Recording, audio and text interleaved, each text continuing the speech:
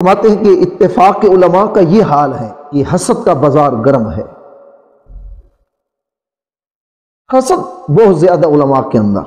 جب تک یہ حسد ختم نہیں ہوگا اس وقت تک آپ کہہ رہے ہیں علماء کا اتفاق نہیں ہوگا، اور جب تک علماء کا اتفاق نہیں ہوگا اہل سنت قوت اجتماعی کے طور پر ابھر کر نہیں آ سکتی. اور قربان جائیں، یہ ہے ہم ایسے اعلیٰ حضرت کو نہیں مانتے، ایسے ہم اعلیٰ حضرت کا نام نہیں لیتے. اعلیٰ حضرت اپنے بارے میں کہتے ہیں، اپنے بارے میں اعلیٰ حضرت فرماتے ہیں فقیر میں لاکھوں عیب ہیں مگر میرے رب نے مجھے حسد سے بالکل پاک رکھا ہے. یہ اعلیٰ حضرت علیہ السلام اپنے بارے میں کہہ رہے ہیں کہ میرے اندر لاکھوں عیب ہیں لیکن اللہ رب العزت نے مجھے حسد سے پاک رکھا ہے. پھر آپ فرماتے ہیں اپنے سے جسے زیادہ پایا، اگر دینی شرف کی وجہ سے، دینی فضیلت کی وجہ سے، علم کی وجہ سے، آپ فرماتے ہیں کہ اگر دینی شرف کی وجہ سے زیادہ ہے تو اس کی دست بوسی اور قدم بوسی کو اپنا فخر جانا. حسد نہیں میرے اندر.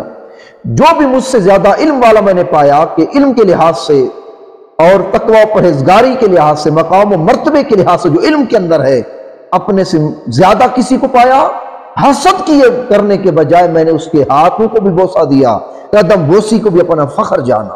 اپنے میں جسے حمایت دین پر دیکھا، دین پر ڈٹا ہوا دیکھا، دین کی کسی طریقے سے خدمت، اشاعت اور نوکری کرتے ہوئے دیکھا، اور جب یہ اس کے اندر یہ چیزیں دیکھی، آپ فرماتے ہیں کہ اس کے نشر فضائل اور خلق کو اس کی طرف میل کرنے میں تقریراً میں نے صحیح کی اور کوشش کرتا رہا. پھر جہاں بھی میں نے گیا اس شخص کی میں نے فضیلت بیان کی، اس کے مناقب بیان کیے، اس کی عظمتیں بیان کی. لوگوں کے اندر جو دین کی کسی طریقے سے بھی خدمت کر رہا ہے، بجائے اس کے عیب نکالنے کے، بجائے اس کی خامیاں بیان کرنے کے، بجائے نقص بیان کرنے کے، جو یہ چیزیں حسد سے پیدا ہوتی ہیں وہ نہیں کرتا. آپ فرماتے ہیں جس سے بھی دین پر کی حمایت کرتے ہوئے دیکھا، دین محمدی کی خدمت کرتے ہوئے دیکھا، میں نے اس کی ہمیشہ فضیلتیں بیان کی لوگوں کے اندر، تحریراً اور تقریراً میں نے اس کی جو ہے فضیلتیں بیان کی لوگوں کے اندر. اور آپ فرماتے ہیں کہ میں نے اسے عمدہ القابات سے بھی نوازا. فرماتے ہیں یہ حسد کس چیز سے پیدا ہوتا ہے؟ آپ فرماتے ہیں حسد شہرت طلبی سے پیدا ہوتا ہے. ہر عالم یہ چاہتا ہے کہ میری واہ ہو، لوگ میرا نام لیں، لوگوں کے لبوں پر میرا نام ہو، معاشرے کے اندر میرا نام ہو، تقاریر کے اندر مجھے بلایا جائے، اسٹیج کے اندر مجھے بلایا جائے، جب میں جاؤں تو میرے نام کے نعرے لگائے جائیں. یہ جو شہرت طلبی ہے، آپ نے فرمایا اس وجہ سے حسد پیدا ہوتا ہے. علماء کا اتفاق نہیں ہو سکتا اس حسد کی وجہ سے. حسد شہرت طلبی کی وجہ سے پیدا ہوتا ہے.